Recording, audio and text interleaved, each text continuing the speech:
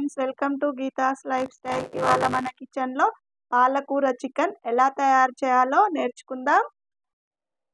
దానికి కావలసిన ఇంగ్రీడియంట్స్ నేను ఇక్కడ చూపిస్తున్నాను. నేను 1 kg చికెన్ తీసుకున్నాను. 2 కట్టల పాలకూర సన్నగా తరిగి తీసుకున్నాను. పెరుగు, ఆయిల్, జీడిపప్పు ఒక 5-6 తీసుకున్నాను. కొత్తిమీర, పుదీనా, పచ్చిమిర్చి, ఆనియన్ సన్నగా తరిగి తీసుకున్నాను. కరివేపాకు, రుచికి సరిపడా ఉప్పు, నిమ్మకాయ, గరం మసాలా, ధనియాల పొడి, అల్లం వెల్లుల్లి పేస్ట్. ఇప్పుడు ఎలా తయారు చేయాలో చూసేద్దాం. స్టవ్ వెలిగించుకొని చిన్న ప్యాన్ పెట్టుకున్నాను. ఇందులో ఒక 1/2 స్పూను ఆయిల్ వేసుకుంటున్నాను. ఆయిల్ వేడయింది. మనం తీసుకున్న జీడిపప్పులు ఇందులో వేసుకొని ఫ్రై చేసుకోవాలి. అదేవిధంగా మనం తీసుకున్న పచ్చిమిర్చి కూడా ఇందులో వేసుకోవాలి.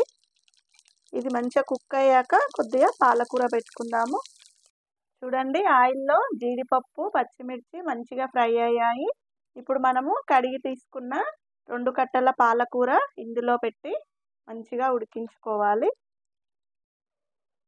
మన పాలకూర ఉడికేలోపు ఇంకో ప్యాన్ పెట్టుకున్నాను. స్టవ్ వెలిగించుకొని ఇందులో ఆయిల్ వేసుకుంటున్నాను. 2 స్పూన్స్ ఆయిల్ వేసుకుంటున్నాను.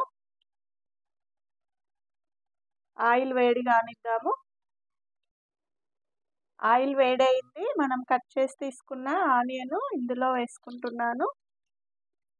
అలాగే కరివేపాకు,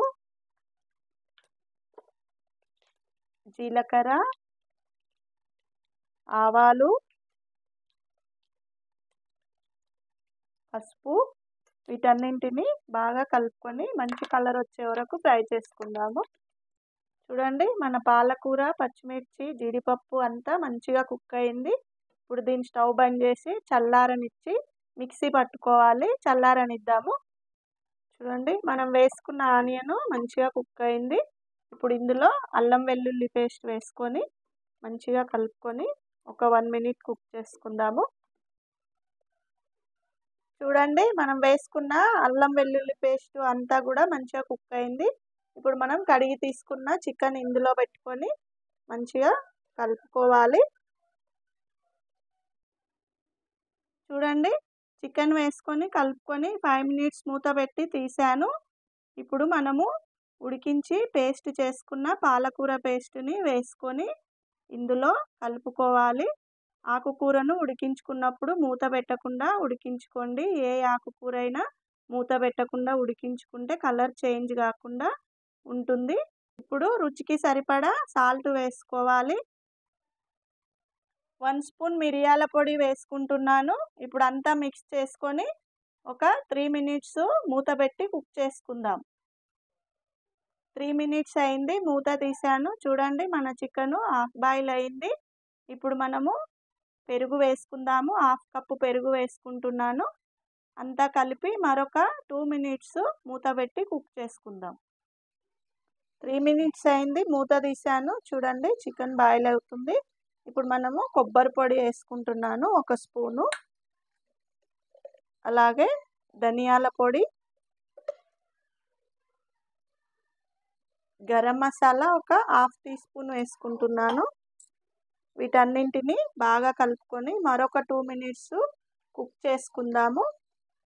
చూడండి, చికెన్ మంచిగా బాయిల్ అయింది. ఆయిల్ కూడా అంతా పైకి వచ్చేసింది. ఇప్పుడు మనం కట్ చేసి తీసుకున్న పుదీనా, అలాగే కొత్తిమీర, నిమ్మకాయ తీసుకున్నాం కదా, అందులో 1/2 కట్ చేసి వేసుకుంటున్నాను. ఇదంతా బాగా కలుపుకొని మరొక నిమిషం పాటు మూత పెట్టి కుక్ చేసుకుందాము. మన పాలకూర చికెన్ రెడీ అయిపోయింది. ఇక సర్వింగ్ బౌల్లోకి తీసుకొని సర్వ్ చేసుకోవడమే. స్టవ్ బంద్ చేస్తున్నాను. చూడండి, మన పాలకూర చికెన్ రెడీ అయిపోయింది. ఎంతో టేస్టీగా ఉంటుంది. ఈ వీడియో కనుక నచ్చినట్టయితే మీరు కూడా లైక్ చేయండి, షేర్ చేయండి. మీరు కూడా ఇంట్లో ట్రై చేయండి. చాలా బాగుంటుంది.